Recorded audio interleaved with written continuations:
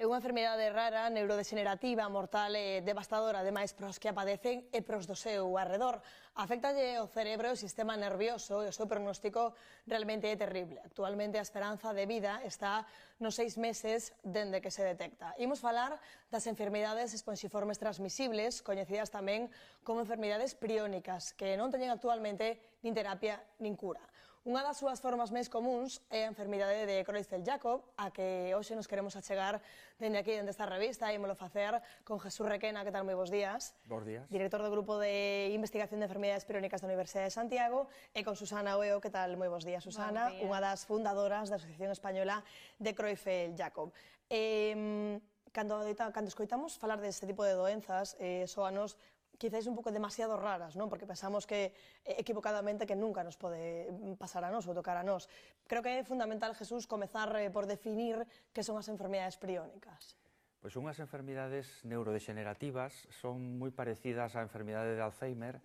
De feito, a patoloxía ten moito en común, pero son moito máis rápidas.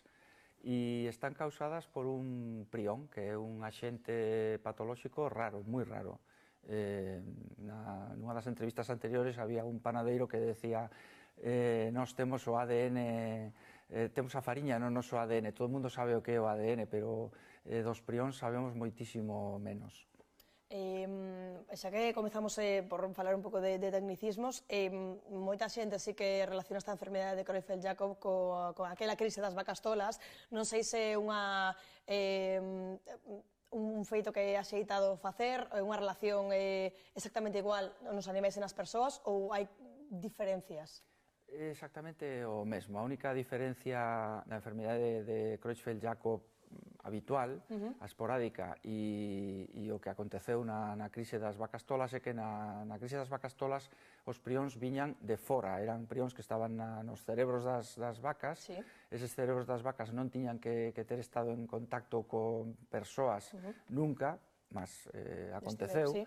E na enfermedade de Creutzfeldt-Jakob, pois eses prións aparecen de forma espontánea no cerebro das persoas de unha forma moi infrecuente. Son enfermedades moi raras. A quen lle toca, pois realmente ten moi mala sorte, porque prácticamente só afecta a unha persoa por cada millón de individuos por cada ano. En Galicia pois pode haber 2-3 casos por ano. Falábamos desa parte un pouco desa versión variante animal, digamos, que está totalmente controlada. Ademais, hai outras dúas variantes, a esporádica e a xenética. Da esporádica imos falar con Susana, porque Susana precisamente esa foi a que lle afectou o teu pai, non? Sí, foi esa mesma. Como coñecistes o diagnóstico desta enfermidade da que non sei se escoitarades falar antes, ou simplemente por isto das vacas tolas?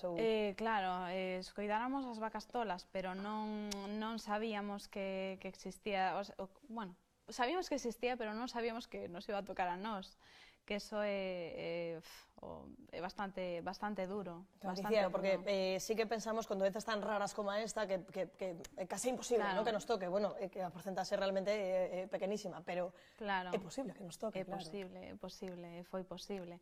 O diagnóstico derono, bueno, realmente diagnóstico é post-mortem, ou foi post-mortem no momento de que falecera. No, era unha hipótesis que nos deran. Descartaron tumor cerebral, derrame cerebral, entón quedámonos co peor dos diagnósticos posibles. Nese momento foi cando entraches en contacto con outras persoas afectadas e comezastes co labor da asociación? Cando foi? Claro, o problema é que meu pai faleceu en 2010. Había un vacío tremendo tanto de información como de persoas. As persoas afectadas normalmente xa non querían saber nada da enfermidade, entonces non había un grupo de persoas unidas. Cando empezamos a contactar unhas con outras, claro, vimos que era unha necesidade que había, crear unha asociación que fose un nexo de unión destas persoas que claro, cando lles dan o diagnóstico, de repente din, pois nada, esta persoa vai falecer, si ou si, non hai tratamento, e además non tes nin con quen falar, nin ninguén que che poda dar un apoio. Un amparo, non? Desa situación durísima, porque falamos de 6 meses e unha enfermidade de Jesús totalmente devastadora nese momento, non? Non hai ni tratamento, nin cura actualmente, de aí a importancia da investigación. Claro, claro, é unha enfermedade moi dura e sobre todo para os familiares, para a persoa que a padece, pois me imagino que tamén o é, pero quen peor o pasa son os familiares. Falábamos con Susana desa variante esporádica, tamén existe unha variante xenética, non? Sí, hai algunhas poucas familias que teñen unha mutación no xen que dá lugar a esta proteína e esas persoas pois teñen grandes probabilidades de que esa proteína se convirta en un prión, porque é unha proteína defectuosa. E, ademais, os fillos das persoas que as padecen, creo que poden ter ata o 50% de posibilidades de desenvolvela esa enfermidade, pero dasen algúns membros sí e noutros non, non? Claro, é unha lotería nos que herdan esa variante do xen. Susana, supoño que na asociación tamén daredes moito apoio a estas persoas, porque non todo o mundo, ademais, é unha decisión difícil, querer saber e facer ese estudo xenético para saber se a ti che vai tocar. Claro, hai moitas persoas que de feito non queren facelo, viven con esa incógnita durante toda a súa vida, e coa incógnita de se os seus fillos van a telo. Entón, claro, é moi duro, é unha situación moi dura, porque aparte normalmente hai varios membros da familia afectados, é unha situación de vida moi difícil, e procuramos, claro, darlle apoio, e claro, temos varias persoas que están implicadas moito con este tema, que tamén sofren a enfermidade, e claro, porque lle vai na vida dos seus fillos. É tremendo. Falamos da importancia da investigación, que ademais por iso estamos aquí, para falar da enfermidade, e desa importancia desas investigacións que se levan a cabo. Jesús, non sei neste momento, a nivel de aquí en Santiago, a nivel internacional, como está ese camiño para atopar, non sei se é un posible tratamento, hai algún viso, ou en que momento está? Pois hai moitas investigacións en curso en moitos sitios, en Inglaterra, en Estados Unidos, en Italia, aquí. Eu son optimista, hai que ter en conta que hai apenas 10 anos casi non sabíamos como era o prión, agora xa comezamos a saber moito máis dese axente e xa podemos comezar a buscar formas de controlarlo. De momento, desgraciadamente non hai nada que funcione, pero hai que perseverar e eu estou seguro. En investigación nunca houve nada que fose imposible. Hai que ver, por exemplo, o SIDA, en moi poucos anos, prácticamente tiñamos fármacos e xa a xente non morre de SIDA. Eu son moi optimista.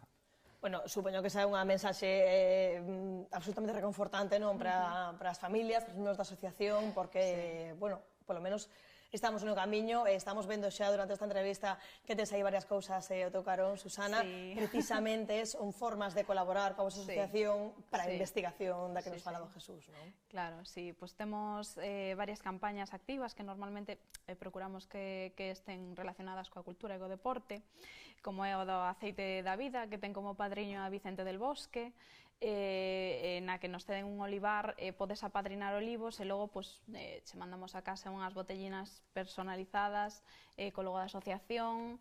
Logo tamén temos de venda artículos como camisetas, tazas, apadrinamento de metros, que, bueno, temos un corredor... Apadrinamento de metros, imos explicar, porque tens unha persoa que está correndo varias maratóns, non? Claro, Óscar Campos, que o seu pai faleceu dunha destas enfermidades, e puxose o reto de correr as 6 grandes maratóns do mundo, e cada persoa pode apadrinar uns metros e colaborar con nós dese xeito. Bueno, Jesús, falábamos antes, dicía antes Susana, que a diagnose do seu pai foi post-mortem. É un diagnóstico difícil o desta enfermidade, porque comparte moitos síntomas, non sei, como Alzheimer, demencia, Parkinson, ten moitas similitudes, non? Sí, é un diagnóstico difícil e, sobre todo, o máis difícil é que, como é unha enfermidade tan rara, pois é moi probable que os neurólogos que están intentando diagnosticar a enfermidade non teñan visto nunca un caso similar, E ademais pois é o último no que están pensando. É moi importante nese momento eliminar outras posibilidades. Realmente é terrible que nesa situación, como decías ti antes, a boa noticia sería que fora un cancro. Claro, sí, é durísimo, pero a realidade é esa, non? Pero sería unha boa noticia porque nese caso, polo menos, podemos tratalo. É difícil, pero existen varias técnicas de imaxe, varias probas bioquímicas que permiten chegar a un diagnóstico casi definitivo, aínda que lamentablemente o definitivo sempre é post-mortem.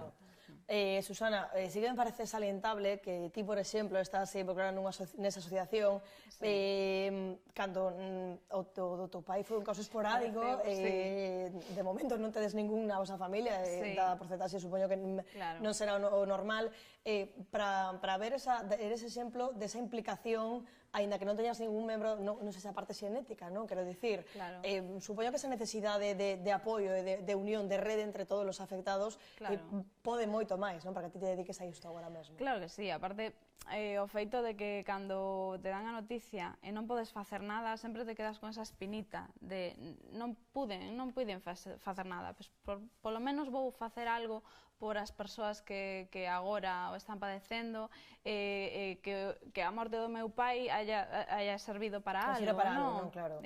Pois mira, deu-me a experiencia e eu podo comentala coas persoas e dar apoio.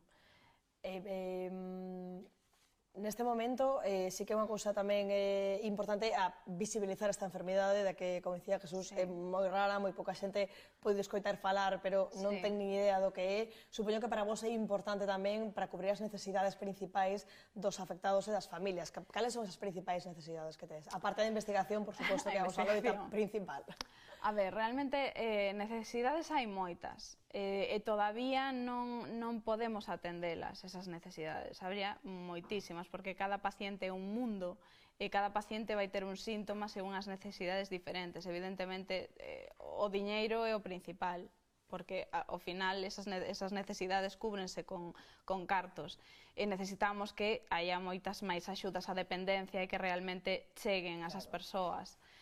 Ao final é eso, cartos, axudas económicas, porque as morais xa podemos aportar nos mesmos. Que non é pouca cousa. Claro, non é pouco, pero sobre todo, logo investigación, por supuesto. Bueno, polo menos vemos que por esa parte sí que esa mesa así positiva, que xente investigando, que xa nos comentou Jesús, que aquí fora tamén, o sea, que se está traballando no camiño, non, Jesús? Sí, exactamente. Sí. Bueno, pois, dende aquí lanzamos esa mensaxe, esa colaboración, esa asociación española da enfermedade de Creutzfeldt-Jakob, que é moi activa, dende aquí tamén axudamos a visibilizar esta doenza e axudar a esa investigación. Grazas, Jesús e Susana. Gracias. Grazas a vos.